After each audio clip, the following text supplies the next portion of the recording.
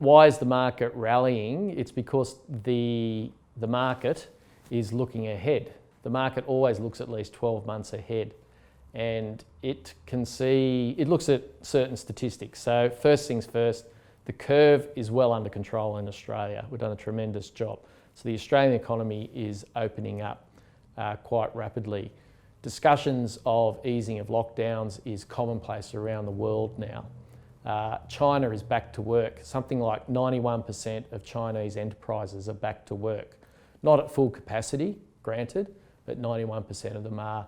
Pollution is rising in China. That's a good indication they're getting back to work. Now, who would have thought we'd be saying pollution is a good news story? But there you go.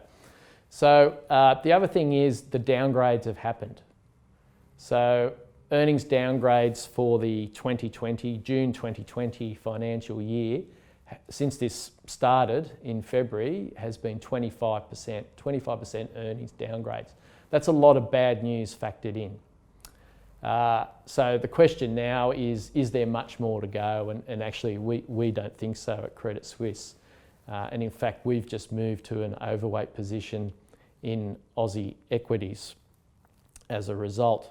So we think that the curves around the world will continue to flatten. China will continue to get back to work. And even if, there's always risk of a second wave, isn't there? And so there's two questions. Will a second wave occur? And the second question is, if it does, what's the reaction of the particular country where it's occurring? So we can argue the toss on a second wave. Who knows?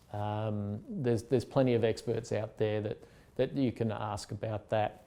But the question, how will countries react? We don't know. So in Australia, I would suggest we would probably slow things down, that we would go back to some sort of lockdowns. But in the States, I don't think they'll go that way. I think that horse is bolted, and they'll accept whatever that outcome is, like Sweden has accepted or has applied a pretty easy sort of restriction regime, and they're having a lot of deaths, but they're accepting that. So the iron ore price is holding up. We just printed our biggest trade surplus ever in March. And that's thanks to record growth in iron ore, whose price, as we speak, is approaching $100 a tonne. Gas was the second biggest export, and then coal, and then fourth, making a welcome return, was agricultural exports. So no one's talking about the drought, and I think we can probably say the drought's broken, and so agricultural exports are picking up. So there are some positive things happening, and the government, with the fiscal stimulus, fiscal support, to try and get the economy over the bridge to when COVID is less of an issue, or we're much closer to a vaccine, and what the RBA are doing in terms of ensuring that the banks have cheap access to funds and buying bonds in the market, which is effectively money printing. So these are all pretty powerful things. So this is why, I would say the Aussie market hasn't really rallied dramatically at all when you compare it to the States.